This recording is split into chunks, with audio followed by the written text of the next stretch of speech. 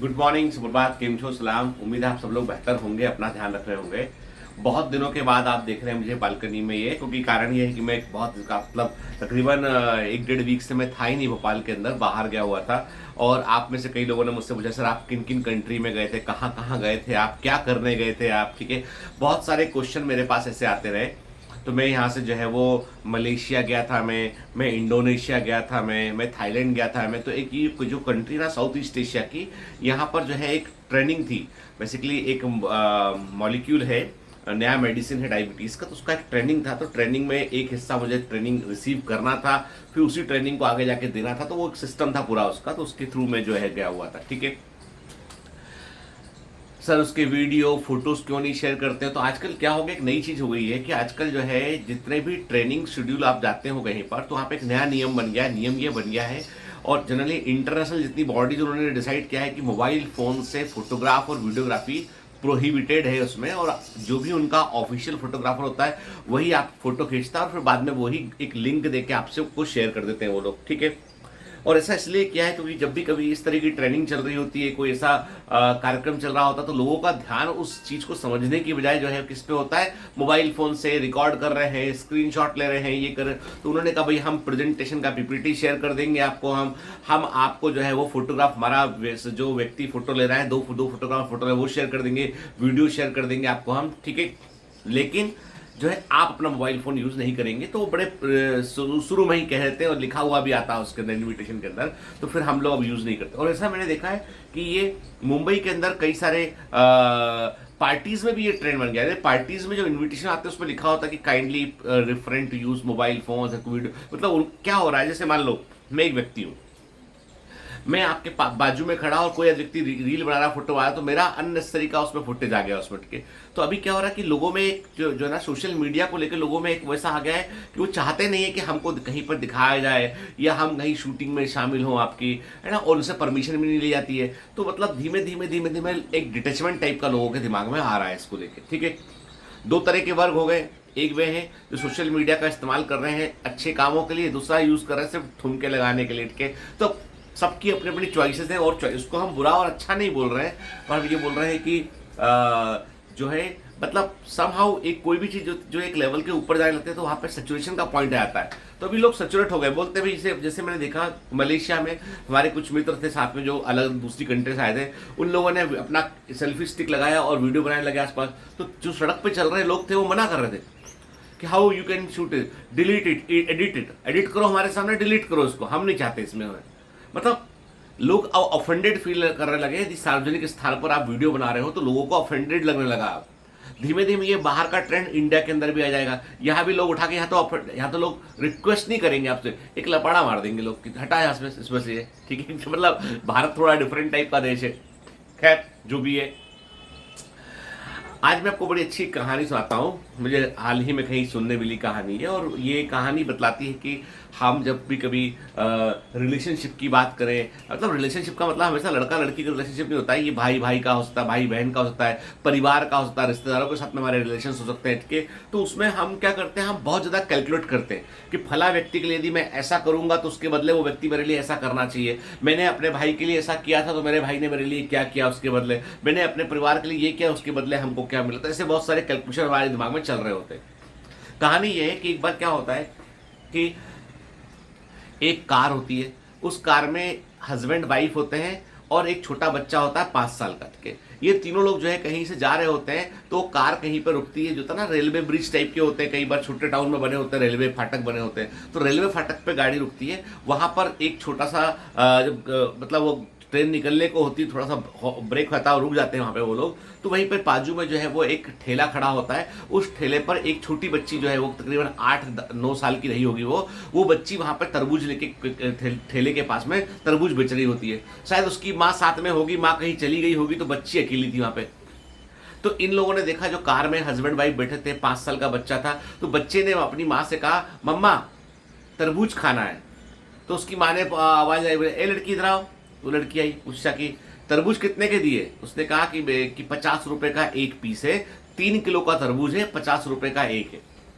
बोले तू तो ठग रही है यहाँ बैठे बैठे, तू रेलवे फाटक के पास में तरबूज लेके बैठी है और तू ठग रही है हमको। ₹50 का नहीं होगा तरबूज, की ₹20 का होगा। उसने कहा मेरी माँ ने कहा था कि ₹50 का तरबूज है, और तो ₹50 का तरबूज है ये। और तो उसकी वो जो कार में लेडी बैठी थी बोलती है, अरे तेरी माँ ने तेरे को चोरी करना सिखा दिया, अभी से बदमाशी करना सिखा दिया। ये 50 का तरबूज नहीं है, ये ₹20 का तरबूज है, देगी क्या?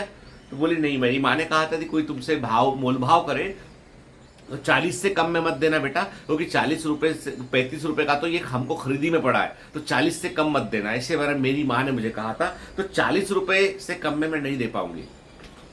तो वो लेडी बोलती कि नहीं लेना तेरे से तरबूज, जा यहाँ से। बच्चा बोलता है कि मम्मा तरबूज दिलवाओ ना, मम्मा तरबूज खाना है। तो वो लेडी फिर बुलाती है, लड़की तरह, तेरे भाई के लिए तरबूज ले रही हूं मैं, तेरा भाई है ये, कम कर दे। तो लड़की जाती है तरबूज के ठेले पे, जाती है, एक तरबूज उठाती है अच्छा सा देख के, और उस बच्चे के हाथ में लाके रखती है वो, ठीक है। जैसे ही हाथ में ला करती है तो बच्चा छोटा होता है, तो बच्चा क्या करता है, बच्चा जो है वो तरबूज को संभाल नहीं पाता, उसको वो संभाल नहीं पाता है, तो वो उसके हाथ से वो तरबूज नीचे गिर जाता है, उसके हाथ से तरबूज जो है नीचे गिर जाता है, ठीक है।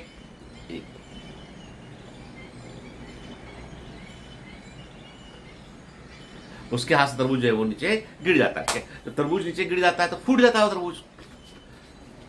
तो बच्चा रोने लगता है, तो लड़की दौड़ के दोबारा जाती है अपने ठेले पे और एक तरबूज और लेके आती है, उसके हाथ में रख देती है, ठीक है। बच्चा खुश आता है।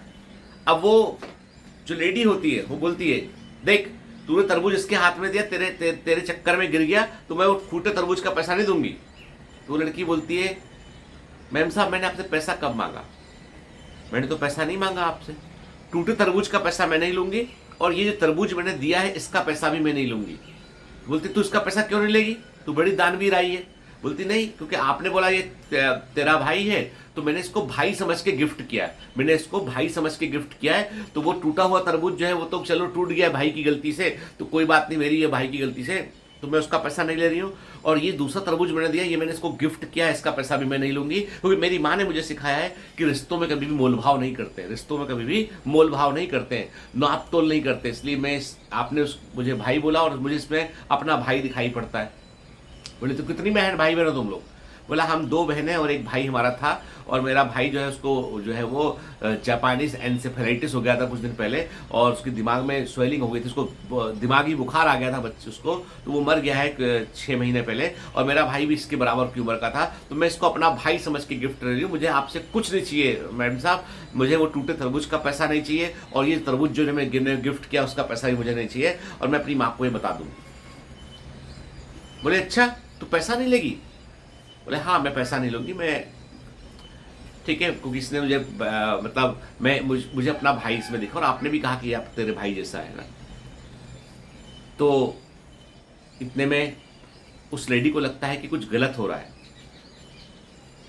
बोलती पैसे तो ले ले, तो दोनों तरबूज के पैसे ले ले उससे। तो बोलती नहीं, आपने कहा था ना कि तेरे भाई जैसा है, इसके लिए तरबूज ला रहा है, इसको तरबूज दिया मैं पैसा नहीं लूंगी।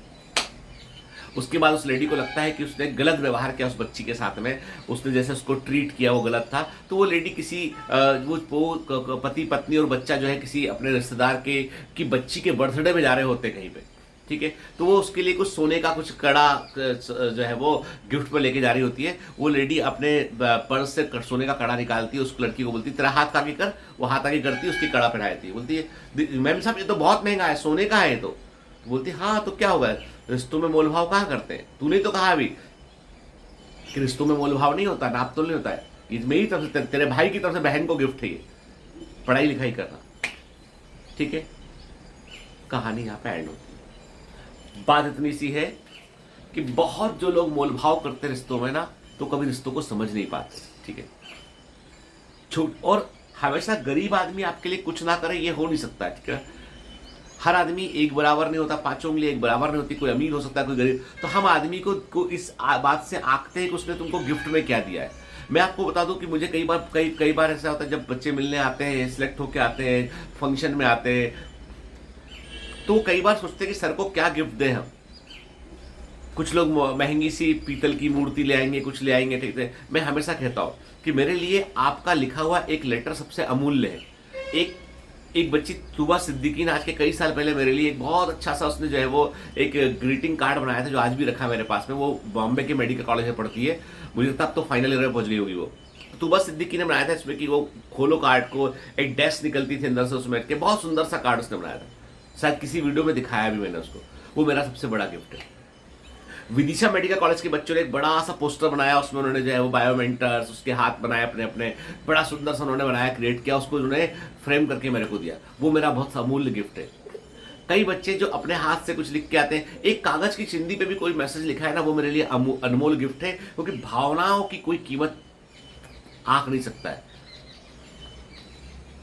सीखिए हमेशा किसी चीज को पैसे से मत तोलिए, कभी कभी फीलिंग्स बहुत इंपॉर्टेंट, कभी कभी नहीं, हमेशा फीलिंग इंपॉर्टेंट।